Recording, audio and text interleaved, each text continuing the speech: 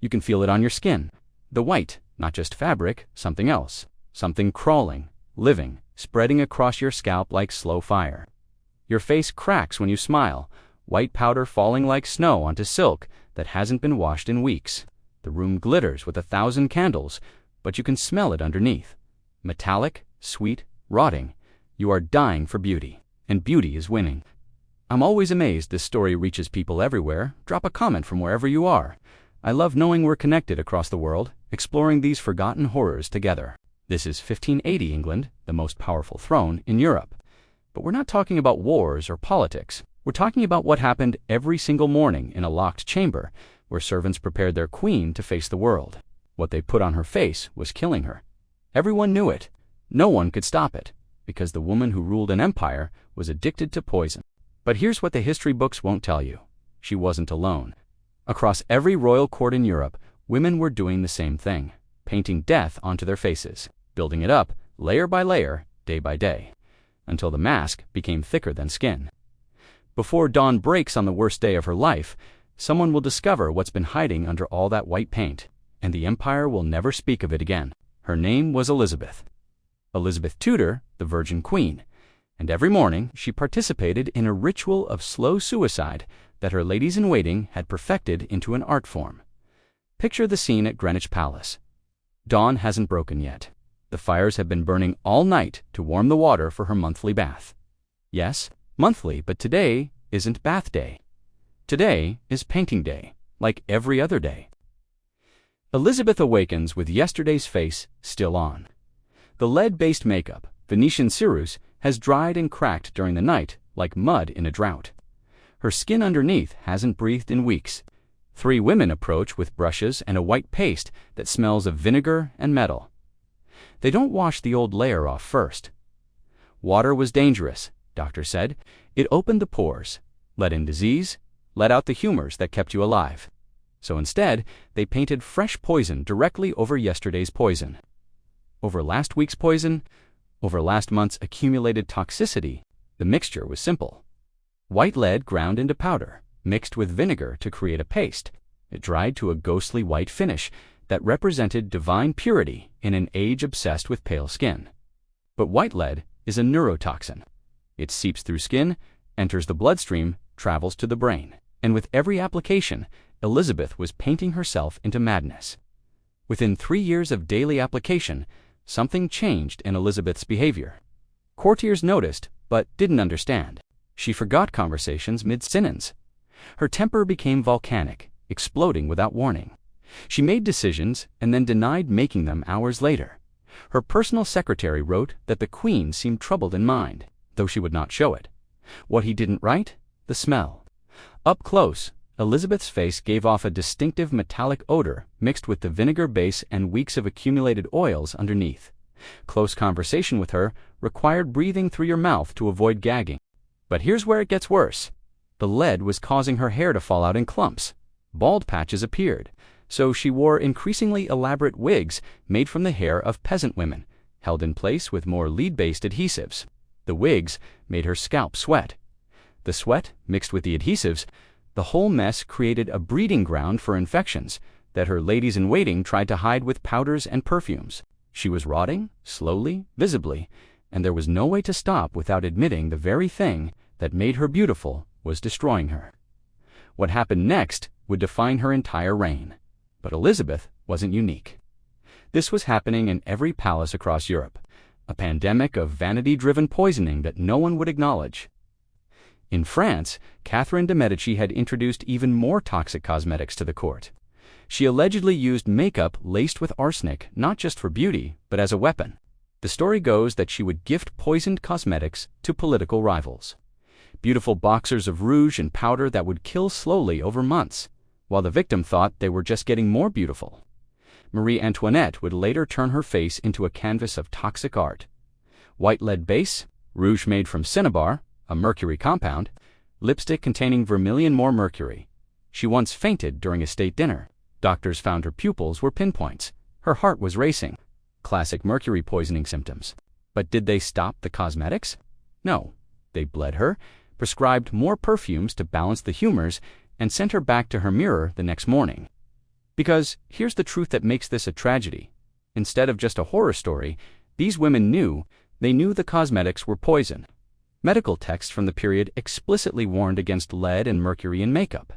Italian physician Bernardino Ramazzini wrote detailed accounts of cosmetics-related deaths, but the social pressure was too intense. A queen without white skin was seen as common, low class, possibly even diseased. Dark or flushed skin suggested you worked in the sun like a peasant. So they chose beauty, consciously, deliberately, even as it killed them.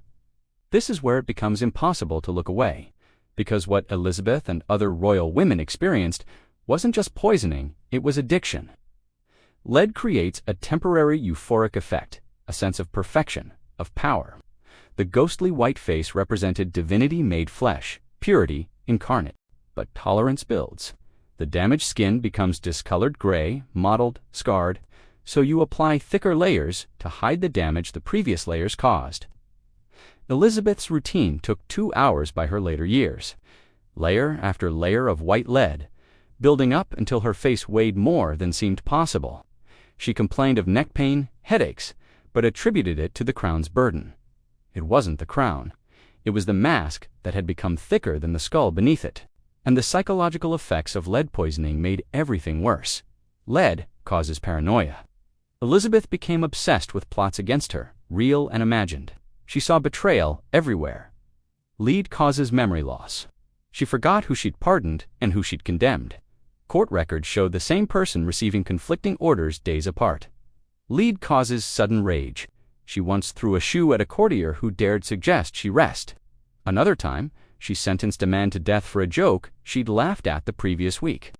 Her advisors learned to time important discussions for mornings, before the day's cosmetics application, when her mind was clearest. By afternoon, after hours of lead absorption from fresh makeup, she became erratic. But removing the mask was unthinkable. Without it, the damage underneath was too horrible to reveal. It's 1602. Elizabeth is 69 years old. She's been wearing lead-based makeup daily for nearly 5 decades.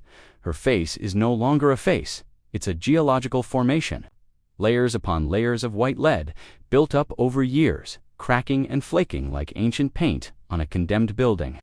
One morning, and this detail survives in a courtier's private journal, her lady-in-waiting is applying fresh makeup when something happens. A large piece of the mask simply falls off, not just surface powder.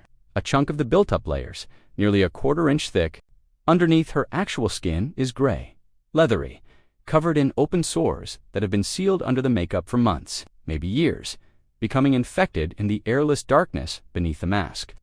The smell that emerges makes the laddie-in-waiting vomit into a chamber pot. But they can't stop. Elizabeth has an audience with foreign ambassadors in 3 hours, so they smooth more white paste over the exposed area, try to blend it with the surrounding mask, and pray it holds. It doesn't. During the audience, more pieces fall away. The ambassadors pretend not to notice, as the Queen of England literally crumbles in front of them, white flakes drifting onto her black gown like snow. 3 months later, Elizabeth is dead. The official cause is listed as blood poisoning and weakness. The lead poisoning that had been killing her for decades finally wins.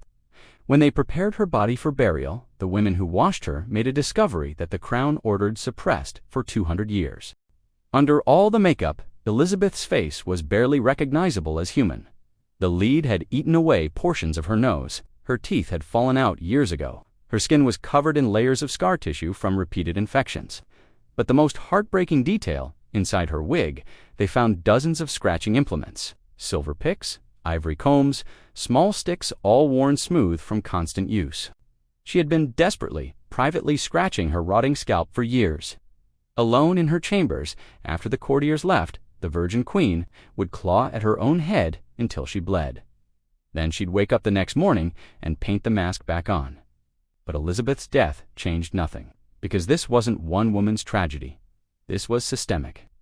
In Spain, Queen Isabella had made cleanliness itself a heresy. She declared that bathing and washing were Muslim practices, signs of religious impurity. After the conquest of Granada, she ordered all public baths destroyed. Being caught with soap could get you executed as a secret Muslim. So Spanish royalty wore the same clothes for months. They painted their faces with lead and mercury to hide the grime. They perfumed themselves so heavily that visiting ambassadors would leave audiences with splitting headaches. One Spanish princess wrote in her diary, "I have not changed my undergarments in 6 months. The smell is such that I cannot stand myself." But she couldn't bathe. That would mark her as unchristian. In France, Marie Antoinette's doctors recorded that she bathed in a full-length linen gown while eating breakfast. She never let water touch her skin directly. It might wash away the residue of expensive cosmetics. Across Germany, Austria, Russia, every royal court had its own version of this horror. Women poisoning themselves for pale skin, wearing wigs full of lice, perfuming themselves to mask the smell of unwashed flesh. And everywhere, the story was the same. They knew it was killing them. They did it anyway. Because the alternative, being seen as common, as natural, as merely human, was somehow worse than death. Today, we have Elizabeth's body, or more accurately, her coffin. It was opened once in 1867 for restoration work. The researcher who examined her remains found something extraordinary. Her bones were saturated with lead at concentrations that should have killed her decades before she actually died. Modern forensic analysis suggests she was ingesting nearly 20 times the lethal dose of lead, not all at once, but spread over years. Her body had somehow adapted, compensated, found ways to function while being slowly poisoned. She was, in a very literal sense, more lead than human by the end. But here's what haunts me. Elizabeth was reportedly one of the most intelligent rulers in European history. She spoke 6 languages fluently. She composed music. She wrote poetry. She outmaneuvered nearly every political rival who challenged her. And she did all of it while literally losing her mind to lead poisoning, while her brain was being damaged cell by cell, day by day. What could she have accomplished without the poison? What decisions might have been different if her judgment wasn't clouded by neurotoxins? What parts of herself did she lose in pursuit of an impossible standard that required her to look divine instead of human? We'll never know. That version of Elizabeth, the one without the mask, never got to exist. You're back where we started. Dawn at Greenwich Palace. A queen awakening with yesterday's face cracking like dried mud. But now you know what's underneath. Now you understand that every morning was an act of slow suicide dressed up as beauty ritual. The mask wasn't protecting her. It was consuming her. One layer at a time, one day at a time, until there was more poison than person left. The portraits show her pale and powerful, untouchable as a statue. What they don't show is the smell, the rot, the desperate scratching when no one was watching. Elizabeth's makeup brushes are in a museum in London. If you visit, you can see them through the glass. Ornate silver handles, bristles stiffened with centuries-old residue. They're still white. After 400 years, the lead hasn't faded. And if you lean close to the glass, though the guards don't like it, when you do, you can still smell something faint, metallic, sweet, haunting.